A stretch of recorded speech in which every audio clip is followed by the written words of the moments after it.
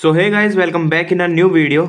तो गाइस आज हम बात करने वाले हैं यूनिट नंबर 4 के बारे में, मेडिसिनल केमिस्ट्री की, जो हमने कल यूनिट नंबर 3 कवर करी थी पूरी। आज कवर करने वाले हैं यूनिट नंबर 4। तो इसमें भी पूरी होल यूनिट हम देखने वाले हैं, ठीक है। इसमें से जो क्वेश्चन आते हैं मैं आपको बताने वाला हूँ, एंड एक दो क्वेश्चन शॉर्ट में भी आते हैं, वो भी मैं आपको बता दूंगा इसमें, ठीक है। तो देखो इसमें है एंडोक्राइन सिस्टम पे जो ड्रग एक्ट करती है वो हमको पढ़ना है। तो सबसे पहले तो इसमें स्टेरॉइड्स मेन हो जाता है, ये आएगा ही क्वेश्चन पक्का है। देन इसमें से सेक्स हार्मोन पक्के हो जाते हैं, ठीक है। फिर आता है इसमें oral contraceptive and thyroid and anti thyroid drug. तो ये हैं आपके मेन इंपॉर्टेंट क्वेश्चन। तो आज हम वीडियो में कवर करने वाले हैं पूरी यूनिट को ही, एंड एग्जाम के पॉइंट ऑफ व्यू से काफ़ी इंपॉर्टेंट लेक्चर होने वाला है, तो वीडियो में बने रहिए। तो गाइस देखो, यूनिट नंबर 4 में सबसे पहला क्वेश्चन बनता है nomenclature and stereochemistry of steroids. तो देखो स्टेरॉइड्स के बारे में पक्के से क्वेश्चन आएगा ही आएगा, तो स्टेरॉइड्स का पढ़ना है हमको सारा। फिर सेकंड हम डिटेल में पढ़ेंगे ओरल कॉन्ट्रासेप्टिव ड्रग को, ठीक है। तो oral contraceptive drug medicinal chemistry में तो इंपॉर्टेंट है ही, कोलॉजी में भी काफ़ी ज़्यादा इंपॉर्टेंट होने वाला है। ऐसे ही ये classify anti thyroid drug, SAR mode of action of propylthiouracil. तो देखो दोनों क्वेश्चन कोलॉजी में भी आने वाले हैं एंड मेडिसिनल केमिस्ट्री में भी आने वाले हैं, तो आज हम देखने वाले हैं सब कोई, ठीक है। तो गाइस देखो सबसे पहले बात करते हैं आखिर ये स्टेरॉइड्स है क्या, ठीक है। देखेंगे आखिर ये है क्या, इनकी जरूरत क्या है हमारी बॉडी में। तो these are the class of naturally occurring organic compounds produced in body. देखो सबसे पहली बात तो ये एक नेचुरली अकरिंग ऑर्गेनिक कंपाउंड है जो कि बॉडी में खुद ब खुद प्रोड्यूस्ड होता है, ठीक है। They are used for many physiological function in body such as growth and development. जो बॉडी की ग्रोथ होती है, डेवलपमेंट होता है, उसमें स्टेरॉइड्स का काफ़ी बड़ा रोल होता है, ठीक है। They are extensively found in plants and animal. तो प्लांट्स में भी पाए जाते हैं और एज वेल एज एनिमल्स में, यानी कि हम ह्यूमंस में भी पाए जाते हैं। They have a steroidal ring which contain 17 carbon in 4 rings. तो देखो इसके जो स्टेरॉइड्स होता है उनके स्ट्रक्चर में होती है एक स्टेरॉइडल रिंग, जिसके अंदर 17 कार्बन रहते हैं। अब 17 कार्बन रहते हैं 4 रिंग में, तो स्ट्रक्चर काफ़ी ज़्यादा मेन हो जाता है इसका। तो स्ट्रक्चर को समझते हैं पहले इसके। तो देखो steroids are made up of 4 fused ring. इसमें 4 फ्यूज्ड रिंग रहेंगी, यानी कि चारों आपस में जुड़ी रहेंगी, 4 ring. These hydrocarbon are chemically cyclopentanoperhydrophenanthrene. अब देखो ये पूरे का नाम है साइक्लोपेंटेनो पर हाइड्रोफिनेंथ्रीन। अब नेम कैसे बना है थोड़ा मैं आपको समझा देता हूं। देखो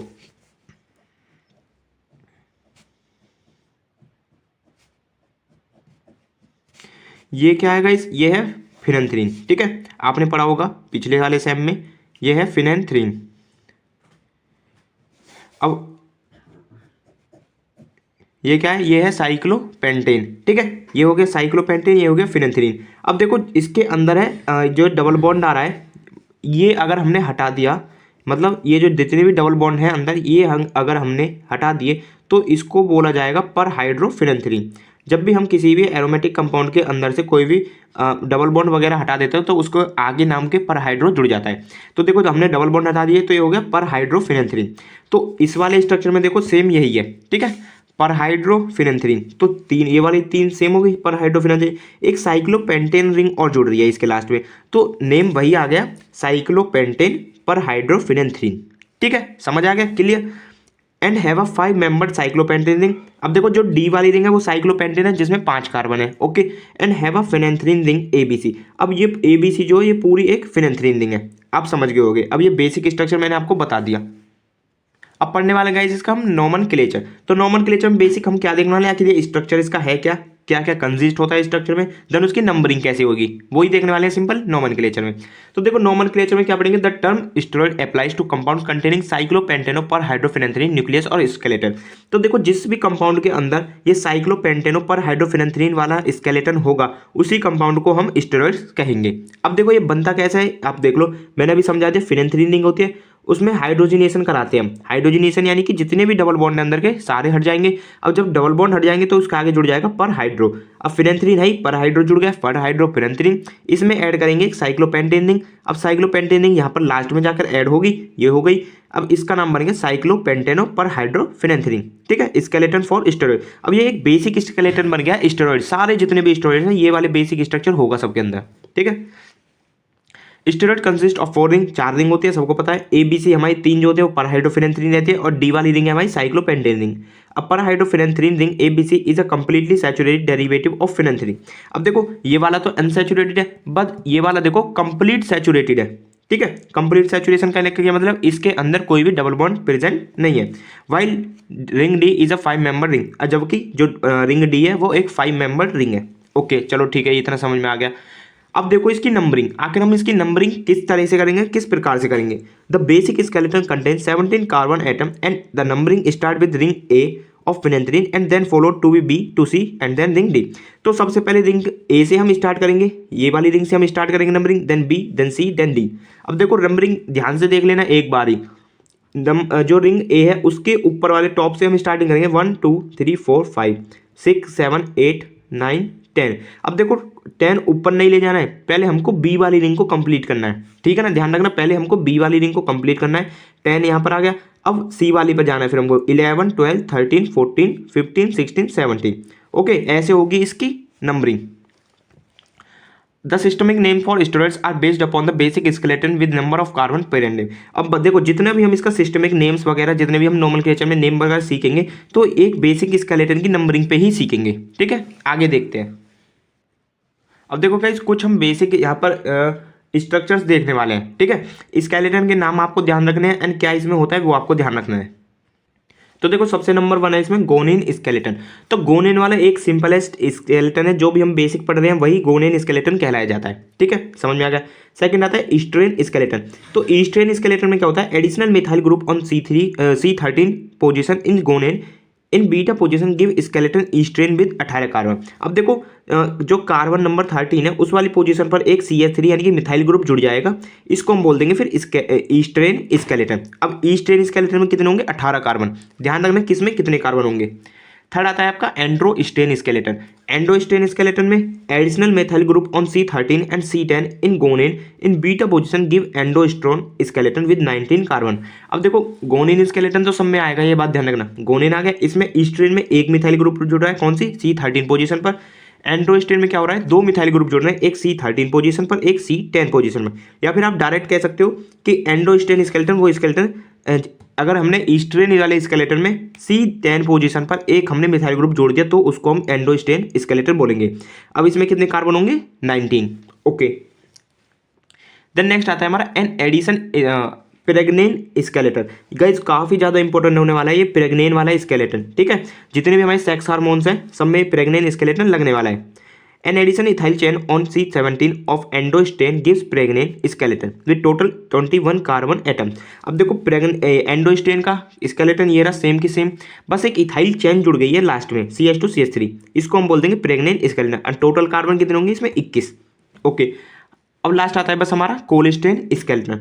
तो कोलेस्टेन स्केलेटन में क्या होगा, 8 कार्बन चेन की एक कार्बन चेन जुड़ेगी 8 कार्बन की C17 पोजीशन पर, किसमें, एंडोस्टेन में। तो इसमें हमको कोलेस्टेन स्केलेटन मिल जाएगा विद 27 कार्बन। ओके देखो ये रहा, ये पूरा एंडोस्टेन है, बस ये एक 8 कार्बन की चेन जुड़ गई तो इसको हम कोलेस्टेन बोलेंगे।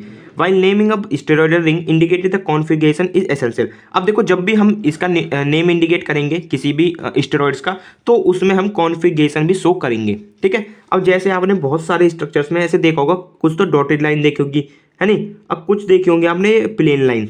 तो क्या मीन्स होता है इनका, तो solid light denoted above the plane. जितनी भी ये सॉलिड लाइट होती है ना वो मतलब अबव द प्लेन, प्लेन के ऊपर, एंड डॉटेड लाइन यानी कि बिलो द प्लेन यानी कि प्लेन के नीचे, ठीक है। ये 3D स्ट्रक्चर होते हैं हमारे, ध्यान रखना। तो ये पूरा है 5 अल्फा एंडोस्टेन, 19 कार्बन का एक स्ट्रक्चर। अब देखो मैंने अभी आपसे क्या बोला था कि मैनी जो स्टेरॉइड्स रिंग होते हैं containing drug like cholestane, pregnane, androstane and estrane skeleton. जितनी भी हमारी स्टेरॉइड्स वाली रिंग होती हैं किसी न किसी में कोलेस्टेन रहता है, किसी में प्रेग्नेन रहता है, किसी में एंडोस्टेन रहता है, किसी में ईस्ट्रेन रहता है, ठीक है। जैसे एग्जांपल लेते हैं हम फीमेल सेक्स हार्मोन का प्रोजेस्टेरॉन। तो प्रोजेस्टेरॉन, अब इसका नेम थोड़ा ब्रेक डाउन करो, प्रेग्ने 4-in-3 ओन। अब देखो पूरा प्रेग्नेन है, इसमें बस लास्ट में एक कीटोन ग्रुप जुड़ गया है, ओके, COCH3 ये वाला कीटोन है। तो प्रेग्नेन कार्बन नंबर 21, इसमें 21 कार्बन होंगे प्रोजेस्टेरॉन में पूरे में, ठीक है। The steroids include a wide variety of naturally occurring and synthetic substances like vitamin D, bile acids, adrenal and sex hormones, cardiac glycosides, sapogenins, alkaloids and antibiotic. जितनी भी ये हमारी प्रिपरेशन वगैरह है नेचुरल वाली थोड़ी दवाइयाँ हैं, सबके अंदर स्टेरॉइड्स इंक्लूड होते हैं, ओके। अब बात आती है इसकी स्टीरियो केमिस्ट्री। आखिर जो स्टीरियो केमिस्ट्री इसमें हम कॉन्फॉर्मेशंस देखते हैं, जो आपने फोर्थ सेम में ऑर्गेनिक में पढ़े थे, chair form, boat form, half chair, half boat, यही वाली आपकी स्टीरियो केमिस्ट्री होती है। ठीक है, अब स्टीरियो केमिस्ट्री जब हम स्टेरॉइड्स के पढ़ते हैं तो उसमें हमको एक कंसीडर करना पड़ता है एक स्टेरॉल का। ठीक है, सैचुरेटेड स्टेरॉल का एग्जांपल लेते हैं, उसी के बिहाफ पर हम स्टीरियो केमिस्ट्री पूरी स्टेरॉल की फाइंड आउट करते हैं। तो ये एक बेसिक स्टेरॉल है, देखो यहाँ पर वही है CH3 एक 10th पोजीशन पर, एक 18th पोजीशन पर, यहाँ पर जो एक आर ग्रुप भी है बाद में। ठीक है, तो there are 7 asymmetric carbon chiral atom और chiral centre in the nucleus. तो इसमें 7 हमारे एसिमेट्रिक कार्बन्स होते हैं, एंड ये वाले कार्बन्स कहाँ पर होते हैं, 5 कार्बन नंबर, देखो जितनी पोजीशन लिख रही है ना यहाँ पर लिख दी मैंने, 5, 8, 9, 10, 13, 14 एंड 17। ठीक है, अब इसके जितने 128 ऑप्टिकल आइसोमर्स आप पॉसिबल होते हैं। कैसे, जब एक फॉर्मूला होता है, आपने पढ़ा होगा फोर्थ सेम में, 2 की पावर n, 2 की पावर कितने यहाँ पर 1 2 3 4 5 6 7, जितने काइरल सेंटर होते हैं उसकी पावर n की जगह इतना नंबर लग जाता है, 2 की पावर 7 कितने होगी 128। Okay, they are mostly exist in 2 conformation such as chair form and boat form. अब देखो chair form and boat form आपने जरूर से पढ़ा होगा। तो चेयर फॉर्म हमारी जो होती है वो ज़्यादा स्टेबल रहती है बोट फॉर्म से। क्यों? क्योंकि एक तो इस पर लेस एंगल स्ट्रेंथ, यानी कि जितना कम एंगल स्ट्रेंथ होता है उतना ज़्यादा स्टेबल हमारा कंपाउंड रहता है। Therefore all cyclohexane ring in steroid nuclear exist in the chair form. अब जितनी भी हमारी साइक्लोहेक्सेन रिंग होती हैं स्टेरॉइड्स में, सब की सब चेयर फॉर्म में एग्जिस्ट करती हैं। ठीक है, it has been found that all the naturally occurring saturated steroid except hurt poisons belong to either cholesterol series or coprostein series। अब जितने भी हमारे नेचुरली अकरिंग सैचुरेटेड स्टेरॉइड्स हैं, एक हम हार्ट पॉइजन्स को छोड़ दें तो सब में हमारी कोलेस्टेन सीरीज रहेगी या कॉप्रोस्टेन सीरीज रहेगी।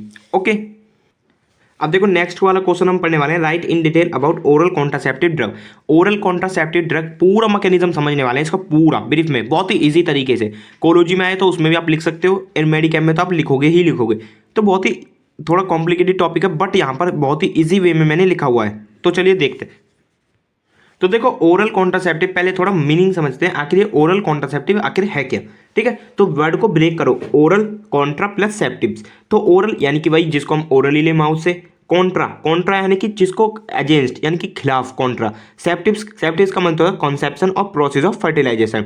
जो भी आपका मैच्योर एग रिलीज होता है उसी प्रोसेस को फर्टिलाइजेशन होता है। जब एग हमारा फर्टिलाइजेशन प्रोसेस, ये तो आपको सबको पता है। ठीक है, मतलब ये जो प्रोसेस होती है फर्टिलाइजेशन को, अगर हमने इसके अगेंस्ट ही कोई ओरली ड्रग दे दी तो उसको ही बोलते हैं हम ओरल कॉन्ट्रासेप्टिव्स। अब यही लिखा हुआ है, so oral contraceptive are those drug which are used to prevent pregnancy. Pregnancy को रोकने के लिए, प्रेगनेंसी को प्रिवेंट करने के लिए जो भी ड्रग यूज होते हैं उनको हम बोलते हैं ओरल कॉन्ट्रासेप्टिव्स। ठीक है, and these drugs given orally, इसको हम ओरली देते हैं क्योंकि नेम में ही ओरल आ रहा है। These drug are also called birth control pill and anti fertility drug. तो इनको हम बर्थ कंट्रोल पिल, अब आपको पता होगा बर्थ कंट्रोल पिल क्यों कह रहे हैं, आखिर प्रेगनेंसी ही नहीं हो रही है तो बर्थ कंट्रोल ही तो हो रहा है। एंटी फर्टिलिटी ड्रग भी इनको कहते हैं, यानी कि फर्टिलाइजेशन के अगेंस्ट काम करते हैं, तो एंटी फर्टिलिटी ड्रग। ठीक है, आई होप आपके क्लियर हुआ होगा। पहले समझते हैं आखिर बर्थ कंट्रोल के मेथड क्या क्या होते हैं। अब बर्थ कंट्रोल हम 3 तरीके से कर सकते हैं मेनली। पहला है ब्लॉक द स्पर्म, यानी कि स्पर्म को ही एग तक ना पहुंचने दें, जैसे एग्जांपल है बेसिक कॉन्डम्स। सेकंड है किल या डिसेबल द स्पर्म, यानी कि स्पर्म को एग के पास पहुंचने से पहले ही हम उसको किल कर दें, डिसेबल कर दें। जैसे कुछ मार्केट में क्रीम वगैरह आते हैं, ऑइंटमेंट वगैरह आते हैं, जैसे स्पर्मिसाइडल क्रीम। ठीक है, आपको पता होगा ये। थर्ड है बाय सप्रेस द ओव्यूलेशन। अब देखो सबसे मेन बढ़िया जो एक इफेक्टिव वे है प्रेगनेंसी को रोकने का, वो ये थर्ड वाला ही होता है, बाय सप्रेस द ओव्यूलेशन, यानी कि ओव्यूलेशन प्रोसेस को ही सप्रेस कर दे। इसी में हम देते हैं ओरल कॉन्ट्रासेप्टिव पिल्स। ठीक है, ओरल कॉन्ट्रासेप्टिव ड्रग इसी में देते हैं, तो इसी को हम बीच में पढ़ने वाले हैं। तो पहले समझते हैं कि ओव्यूलेशन है क्या। तो ovulation is the process in which a mature egg is released from ovary, यानी कि फॉर्मेशन ऑफ ओवम या एग। तो जो भी फीमेल्स में से मैच्योर एग रिलीज होता है ओवरी से, उसी प्रोसेस को हम बोलते हैं ओव्यूलेशन। ठीक है, it occurs on 14 day of menstrual cycle. अब ये हर मेंस्ट्रुअल साइकिल के 14 डे पर होता है ये ओव्यूलेशन की प्रोसेस। तो देखो पहली बात तो इसमें 2 हार्मोन सबसे ज़्यादा रेस्पॉन्सिबल होते हैं हमारे ओव्यूलेशन प्रोसेस में। तो यहाँ पर लिखा हुआ है for ovulation mainly 2 hormones are responsible. First है ल्यूटिनाइजिंग हार्मोन जिसको हम LH बोलते हैं, सेकंड है फॉलिकल स्टिमुलेटिंग हार्मोन जिसको हम FSH बोलते हैं। तो आपको सबको पता होगा हाइपोथैलेमस से पहले मैसेज आता है एंटीरियर पिट्यूटरी ग्लैंड पर, फिर एंटीरियर पिट्यूटरी ग्लैंड हमारा रिलीज करती है एलएच और एफएसएच को। ठीक है, अब जब एलएच और एफएसएच रिलीज हो गया तो वो हमारे टेस्टिस, मेल्स में टेस्टिस के पास जाता है एंड फीमेल्स में ओवेरी के पास जाता है। तो टेस्टिस में पहुंच के टेस्टोस्टेरोन रिलीज कराते हैं मेल्स में, सबको पता है। ओवेरी से ये एस्ट्रोजन और प्रोजेस्टेरोन दो हमारे हार्मोन्स रिलीज कराते हैं, ठीक है, जो फीमेल्स में होते हैं। ठीक है, अब जब भी इनका काम सफिशिएंट अमाउंट में पूरा हो जाता है तो ये नेगेटिव फीडबैक देते हैं एंटीरियर पिट्यूटरी के पास भी और हाइपोथैलेमस के पास से। देखो यहाँ पर लिखा हुआ है नेगेटिव फीडबैक, यानी कि ये कहते हैं हमारा काम यहाँ पर सफिशिएंट अमाउंट में हो चुका है। जब तक ओव्यूलेशन की प्रोसेस हो रही है तब तक ये रिलीज होते रहेंगे, बट जब यहाँ पर ओव्यूलेशन की प्रोसेस यानी कि एक एग निकल चुका है तो वहाँ पर नेगेटिव फीडबैक ही वापस भेजना चालू कर देते हैं एंटीरियर पिट्यूटरी ग्लैंड पे और हाइपोथैलेमस ग्लैंड पे। ठीक है, तो मेन रोल यहाँ पर क्या हुआ, प्रोजेस्टेरोन और एस्ट्रोजन का। ओके, तो ये प्रोसेस होती है पूरी ओव्यूलेशन की। अब समझते हैं कंपोजिशन ऑफ ओरल कॉन्ट्रासेप्टिव।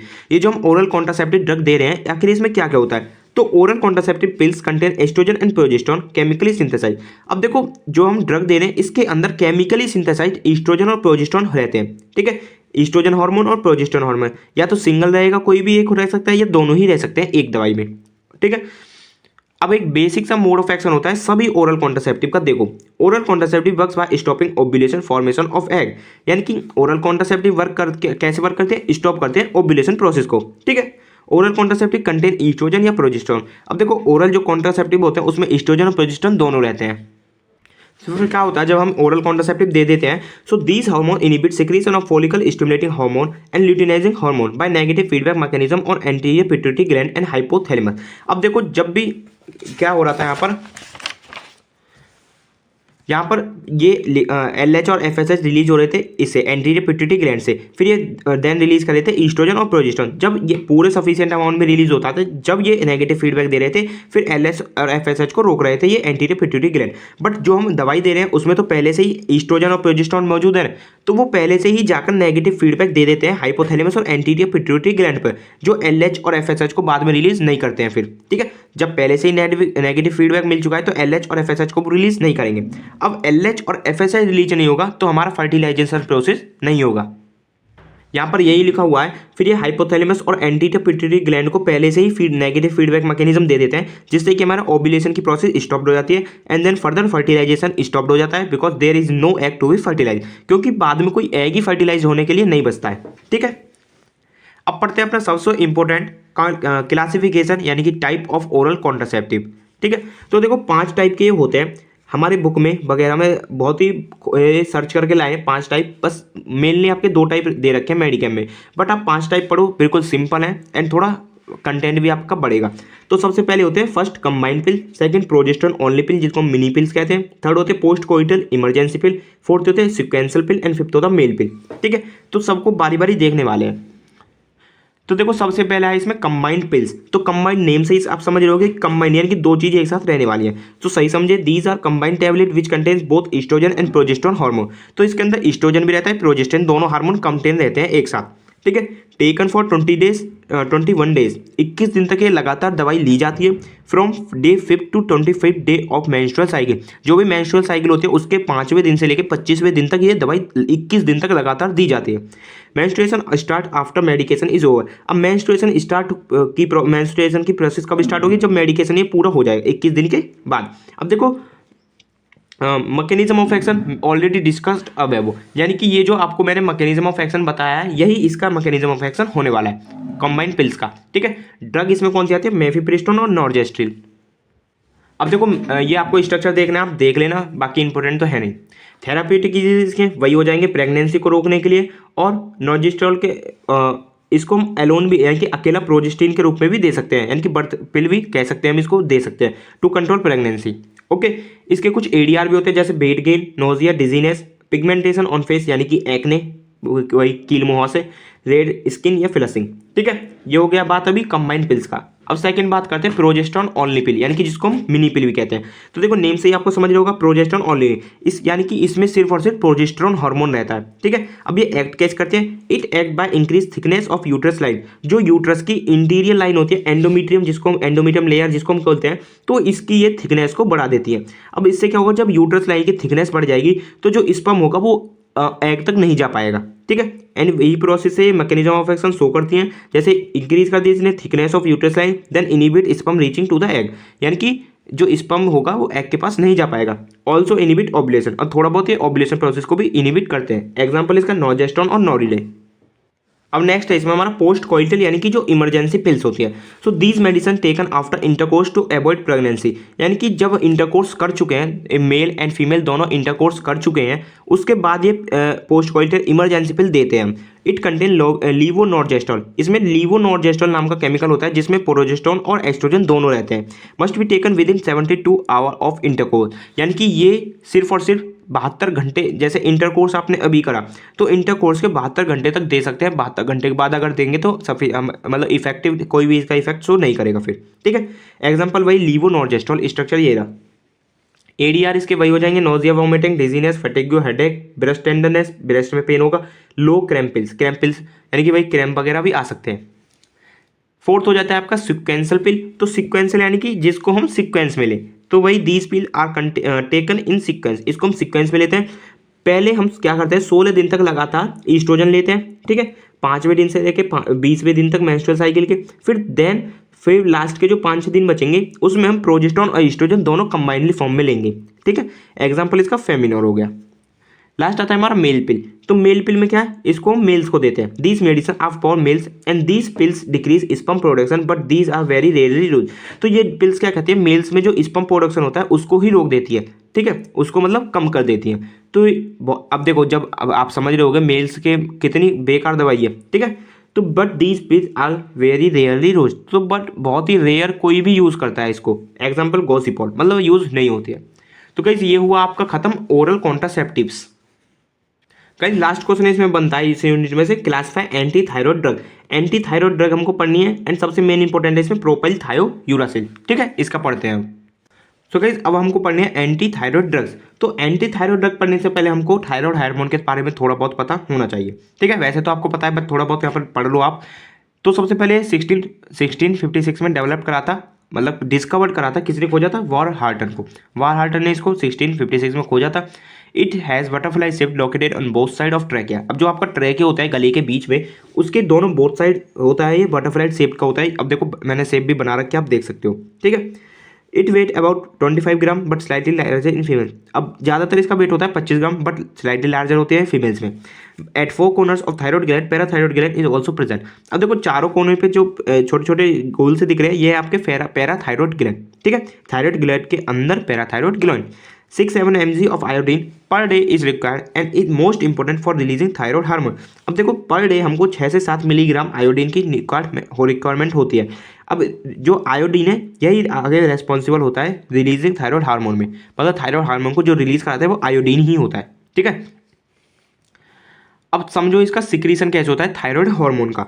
तो सबसे पहले भाई हाइपोथैलेमस का रोल होता है। हाइपोथैलेमस रिलीज करता है थायरोट्रोपिन रिलीजिंग हार्मोन TRH। फिर ये TRH जाता है पिट्यूटरी ग्लैंड के बाद, पिट्यूटरी ग्लैंड आगे रिलीज करता है TSH थायराइड स्टिमुलेटिंग हार्मोन, यानी कि जो थायराइड ग्लैंड को स्टिमुलेट करे। देन थायराइड ग्लैंड स्टिमुलेट हो जाता है, इससे 3 चीज सिक्रीट होते हैं, T3 T4 calcitonin. T3 hormone, T4 hormone, calcitonin hormone, okay. तो T4 और T3 का ही रोल रहने वाला है थायराइड ग्लैंड में। अब इसका थोड़ा आप पढ़ लो सिंथेसिस, क्योंकि जो आपके एंटी थायराइड ड्रग होगी वो इसी पर थोड़ा रोल करने वाली है, तो आपको सिंथेसिस भी थोड़ी पढ़नी चाहिए इसकी। तो दे आर फॉलोइंग स्टेप्स। तो फर्स्ट ये तो कुछ स्टेप्स होते हैं जिसमें ये पूरा बायोसिंथेसिस का होता है थायराइड ग्लैंड का। तो नंबर 1 इसका है अपटेक ऑफ आयोडीन, यानी कि आयोडाइड का अपटेक होना। सेकंड है ऑक्सीडेशन होता है आयोडाइड का फ्री आयोडीन में। देन आयोडीनेशन प्रोसेस होती है टायरोसिन के साथ। फिर फॉर्मेशन ऑफ थायरोक्सिन T4 और T3 एंड T4 बनता है हमारा। फिर प्रोटियोलाइसिस होती है। फिर पेरिफेरल कन्वर्सन होता है T4 का T3 में बाय डीहाइड्रोजिनेशन। अब ऐसे समझ नहीं आया होगा, आगे डायग्राम से समझते हैं। अब देखो सारा कुछ क्लियर हो जाएगा। तो देखो पहले ब्लड है, ये ब्लड प्लाज्मा आयोडाइड, यानी कि वही जो हम लेते हैं खाते हैं, तो I-, तो ये आयोडाइड आयोनाइज्ड फॉर्म में रहता है। तो ये जब हमारा थायराइड फॉलिकुलर सेल, ये थायराइड वाली सेल होती हैं, थायराइड ग्लैंड के अंदर जो सेल होते हैं, आयोडाइड ट्रैप होता है पहले। तो आयोडाइड जब आयोडाइड अंदर जाएगा, ट्रैप होगा, तो ये आयोडाइड पेरोक्सीडेज एक एंजाइम है, उसकी मदद से कन्वर्ट होगा आयोडीन में, ठीक है, I2 iodine. Then iodine complex form करेगा एक टायरोसिन प्रोटीन रहती है हमारे अंदर ही, थायराइड फॉलिकुलर सेल्स के अंदर ही टायरोसिन। तो आयोडीन टायरोसिन दोनों मिलकर टायरोसिन आयोडीनेज की मदद से बनाते हैं एमआईटी और डीआईटी। ये एक एंजाइम है टायरोसिन आयोडीनेज, ठीक है। यहाँ पर कपलिंग की प्रोसेस होती है। एमआईटी डीआईटी क्या है? एमआईटी है मोनो आयोडोटायरोसिन, डीआईटी का डाई आयोडोटायरोसिन। मोनो डाई यानी कि वही मोनो के अंदर सिंगल रहेगा, डाई डीआईटी यानी कि डाई है तो दो रहेंगे वहाँ पे। तो जब एमआईटी और डीआईटी एक साथ मिलेंगे तो यहाँ पर T3 फॉर्मेशन होता है हमारा। जब डीआईटी दो बार मिल जाते हैं तो T4 का सिंथेसाइज्ड होता है हमारा। T3 T4 बन गए, ठीक है। तो देन लास्ट में होता है इसका प्रोटियोलाइसिस यानी कि ब्रेकडाउन। अब ब्रेकडाउन होगा जब ये ब्लड में लिख लेंगे तो T4 और T3 जो पहले होगा T4 तो T3 में ही कन्वर्ट होता है, देन निकलता है बाहर, ठीक है। तो यहाँ से इसका हो गया रिलीज और सिंथेसाइज। तो यहाँ पर लिख रहा है biosynthesis and release of T3 and T4। MIT DIT आपको पता चलेगा क्या है। अब पढ़ते हैं एंटी थायरॉयड ड्रग। तो अब पढ़ते हैं एंटी थायरॉयड ड्रग यानी कि थायरॉयड इनिबिटर। तो एंटी थायरॉयड ड्रग पढ़ने से पहले आप थोड़ा एक समझिए, मतलब देखो जब थायरॉयड हार्मोन की कमी हो जाती है शरीर में तो हमारा होता है हाइपोथायरॉयडिज्म की पोजीशन। तो हाइपोथायरॉयडिज्म में जो डिसीज होती है वो उसको हम बोलते हैं माइक्सोएडेमा। और जब थायरॉयड हार्मोन की मतलब इंक्रीज हो जाती है हमारी बॉडी में अमाउंट तो उसको बोलते हैं हम हाइपरथायरॉयडिज्म यानी कि थायरॉयड का अमाउंट बढ़ गया है। तो इस डिसीज को हम बोलते हैं फिर जब थायरॉयड अमाउंट बढ़ जाता है। दो डिसीज होती हैं, एक ग्रेव्स डिसीज और एक प्लमर्स डिसीज, ठीक है। इसमें कंफ्यूज ना होना है आपको। तो हम पढ़ रहे हैं एंटी थायरॉयड ड्रग। जब थायरॉयड का लेवल ज़्यादा बढ़ गया है जब तो हम उसका अपोज दे रहे हैं, तो इसीलिए इसको थायरॉयड इनिबिटर्स भी बोला गया है, ठीक है। तो these are those drug which are use to decrease thyroid hormone level and treat Graves disease और हाइपरथायरॉयडिज्म। अब जैसे मैंने बता दिया जो भी हाइपरथायरॉयडिज्म यानी कि थायरॉयड लेवल का बढ़ जाना, तो इसी को ट्रीट कर रहे हैं, इसलिए हम इसको एंटी थायरॉयड ड्रग कह रहे हैं। अब इसका हमको क्लासिफिकेशन पढ़ना है। 4 कैटेगरी होती है इसकी। सबसे नंबर 1 है इसमें थायोयूरिया डेरिवेटिव, जिसको हम थायोमाइड्स भी बोलते हैं। ये क्या करते हैं? दे इनिबिट हार्मोन सिंथेसिस, यानी कि जो हार्मोन बनता है ये उसी की प्रोसेस को, उसी की सिंथेसिस को इनिबिट कर देती है। T3 और T4 की सिंथेसिस को ही इनिबिट कर दी है। एग्जाम्पल इसमें प्रोपाइल थायोयूरासिल, मेथिमाजोल और कार्बिमाजोल। सेकंड आता है आपका एनिक इनिबिटर्स। तो ये क्या करते हैं? These drug inhibit trapping of iodine by thyroid gland. अब जब भी जो ट्रैपिंग आपने पीछे देखी थी अभी बायोसिंथेसिस में, उसी प्रोसेस को थोड़ा इनिबिट कर देते हैं। एग्जांपल जैसे पोटेशियम थायोसाइनेट्स और पोटेशियम परक्लोरेट। थर्ड आता है इसमें आता है आयोडाइड। तो दे इनिबिट हार्मोन रिलीज। अब ये आयोडाइड जब भी हम देते हैं तो ये हार्मोन रिलीज को ही थोड़ा बहुत कम कर देते हैं। एग्जाम्पल जैसे sodium iodide, potassium iodide. Fourth होता है आपका रेडियो एक्टिव आयोडीन। तो ये क्या करता है? जब हम रेडियो एक्टिव आयोडीन देते हैं तो पूरा थायरॉयड टिश्यू को ही डिस्ट्रॉय कर देते हैं। एग्जाम्पल जैसे आयोडीन 131, आयोडीन 125, ठीक है। तो ये हो गया इसका क्लासिफिकेशन। अब देखो मोस्ट इंपोर्टेंट इसमें थायोयूरिया डेरिवेटिव। तो फार्माकोलॉजी भी इसकी हमको पूरी पढ़नी है, तो अभी पढ़ लेते हैं एक साथ।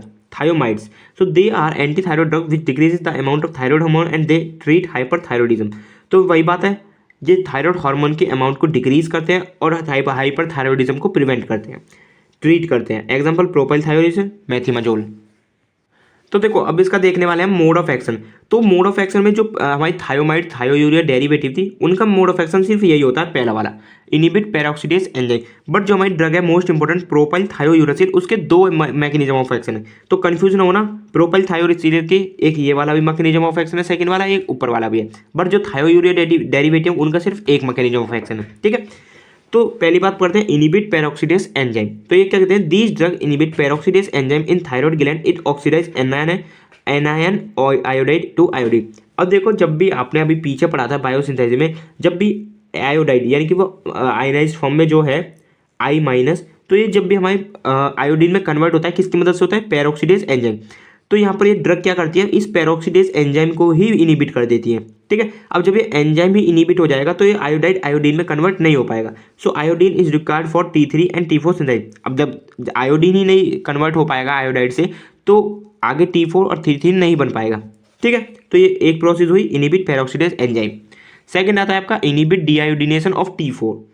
तो जब भी देखो जब भाल ये बन चुके हैं, अब भाल निकलने वाले होते हैं, तो T4 कन्वर्ट होता है पहले T3 में, ठीक है। अब T4 पहले T3 में कन्वर्ट होता है तो किसकी मदद से होता है? Deiodinase enzyme. अब here sorry here only propylthiouracil work. तो जैसे मैंने बता दिया यहाँ पर सिर्फ प्रोपाइल थायोयूरासिल जो ड्रग होती है वही वर्क करती है, which inhibit deiodinase enzyme by this T4 is not converted in T3। अब देखो T3 जो होता है वो 3 टाइम मोर पोटेंट होता है T4 से।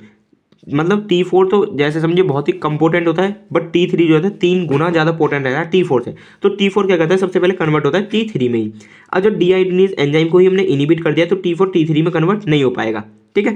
तो वही प्रोसेस है, थोड़ा बहुत यहाँ पर अमाउंट रुकेगा। अब इसकी फार्माकोकाइनेटिक ओरली हम इसको एडमिनिस्ट्रेट कराते हैं। प्लाज्मा प्रोटीन बाइंडिंग इसकी 75% है। 300 mg एक दिन में 3 बार लेते हैं 8 घंटे के इंटरवल पर। Metabolism by liver excreted through kidneys. Uses by hyperthyroidism में, ग्रेव्स डिजीज में और गोइटर को ट्रीट करने में। इसके एडीआर भी होते हैं कुछ, जैसे hyperthyroidism due to over treatment, अगर ज़्यादा ओवर ट्रीटमेंट कर दिया हमने तो हाइपोथायरॉयडिज्म भी हो सकता है। स्किनलेसिस, फीवर, ल्यूकेपेनिया। कॉन्ट्राडिक्शन क्या होता है, कब कब इसको नहीं दे सकते, प्रेगनेंसी के वक्त नहीं दे सकते और लैक्टेटिंग मदर में नहीं दे सकते इसको। सेकंड आता है आपका आयनिक इनिबिटर्स। तो आयनिक इनिबिटर्स यानी कि भाई जो आयोडीन की ट्रैपिंग को ही रोक देते हैं ब्लड से। जब ब्लड से आयोडीन ट्रैप हो जाता है उसी प्रोसेस को ये थोड़ा बहुत इनिबिट कर देते हैं, जिससे क्या होता है T4 और T3 आगे सिंथेसाइज नहीं हो पाते। तो इसमें परक्लोरेट जो रहता है वो 10 टाइम मोर पोटेंट रहता है थायोसाइनेट से, ठीक है, इन ब्लॉकिंग NIS का है sodium iodide symporter, while nitrate is very big. तो इसमें परक्लोरेट जो होता है वो 10 गुना ज़्यादा मोर पोटेंट होता है थायोसाइनेट से। क्या? क्योंकि ये ब्लॉक ज़्यादा करता है NIS सोडियम आयोडाइड सिम्पोर्टर, जिससे जो आयोडीन रहती है वो ट्रैप की जा रही है। They are toxic and not clinically use now. तो देखो ये जो आयनिक इनिबिटर्स हैं टॉक्सिक होते हैं, इसलिए हम इसको आजकल क्लिनिकली यूज नहीं करते हैं, ठीक है। जो थायोसाइनेट्स होते हैं वो हमारे सीधा अफेक्ट करते हैं लीवर पर, किडनी पर, बोन मैरो पर और ब्रेन पर। परक्लोरेट्स प्रोड्यूस करते हैं रेसिस, फीवर, एप्लास्टिक एनीमिया भी, ठीक है। थर्ड होता है हमारा आयोडीन एंड आयोडेज। तो इसको हम गोइटर जो होता है, गोइटर यानी कि कनफेड़े वगैरह जो निकल जाते हैं आपके गर्दन के पीछे, तो उस वाले ट्रीटमेंट के लिए हम इसको देते हैं। बट अगर हमने इसको हाइपरथायरॉयड पेशेंट के अंदर डाल दिया तो इसमें मस्कुलरिटी और स्वेलिंग जो ग्लैंड होता है उसका फूलने के चांस रहते हैं, ठीक है। तो जब एक बार ग्लैंड फूल गया तो वो 10 से 15 दिन लेगा नॉर्मल होने में। इसका मेनली यूज होता है जो हाइपरथायरॉयडिज्म के पेशेंट होते हैं उनको सर्जरी के लिए प्रिपेयर करने के लिए, ठीक है। लास्ट बचता है हमारा रेडियो एक्टिव आयोडीन। तो रेडियो एक्टिव आयोडीन यानी कि भाई रेडियो एक्टिव सब्सटेंस जो आपने पढ़े हो रखे होंगे, तो आयोडीन I131 जो इसका एक आइसोमर होता है वो देते हैं हम। Commonly used as anti thyroid drug and accumulates in thyroid gland, emits beta and gamma radiation. अब देखो जब भी रेडियो एक्टिव की बात होगी वहाँ पर रेडिएशन की बात होगी तो वहाँ पर एमिट्स होते हैं 2 रेडिएशन, एक बीटा एक गामा। मैकेनिज्म ऑफ एक्शन क्या है इसका, it emits beta and gamma radiation. The biological activity is attributed to ionizing beta radiation which destroy the thyroid cell within field B. अब ये क्या होगा, जब भी ये इमिट्स अगर आएंगे हम बीटा और गामा रेडिएशन तो ये डायरेक्टली थायरॉइड सेल को ही डायरेक्ट डिस्ट्रॉय कर देती है, ठीक है। इसके कुछ एडीआर भी होते हैं जैसे hypothyroidism, bone marrow depression, thyroid carcinoma, chromosomal abnormality. Uses के सिलेक्टेड केसेस में ही हम इसको देंगे, हाइपरथायरॉयडिज्म के सिलेक्टेड केसेस में ही हम इसको देंगे, क्योंकि इससे चांसेस होते हैं कार्सिनोमा, कैंसर वगैरह के भी। ओके, तो गाइस आज आपकी यूनिट नंबर 3 कंप्लीट होती हुई यहाँ पर। ऐसे ही नेक्स्ट करके यूनिट नंबर 4 आपके यहाँ कंप्लीट होती हुई। कल हम देख लेंगे लास्ट यूनिट नंबर 5 आपका मेडिकम कंप्लीट हो जाएगा। आई होप आपको इससे थोड़ी बहुत मदद मिल रही होगी, क्योंकि जो जितने भी एग्जाम में मेन क्वेश्चन आने वाले हैं वो मैं यहाँ पर सॉल्व करा चुका हूँ ऑलरेडी, ठीक है। तो यहाँ पर जितने भी आपके मेन क्वेश्चन यूनिट नंबर 4 से बनेंगे मैंने सॉल्व करा दिए हैं। आई होप आपको वीडियो लेक्चर अच्छा लगा होगा। नोट्स आपको व्हाट्सअप पर मिल जाएंगे, कॉन्टैक्ट कर लेना मेरे से, डिस्क्रिप्शन बॉक्स में मेरा नंबर है। तो मिलते हैं नेक्स्ट वीडियो में, तब तक के लिए बाय बाय, टेक केयर।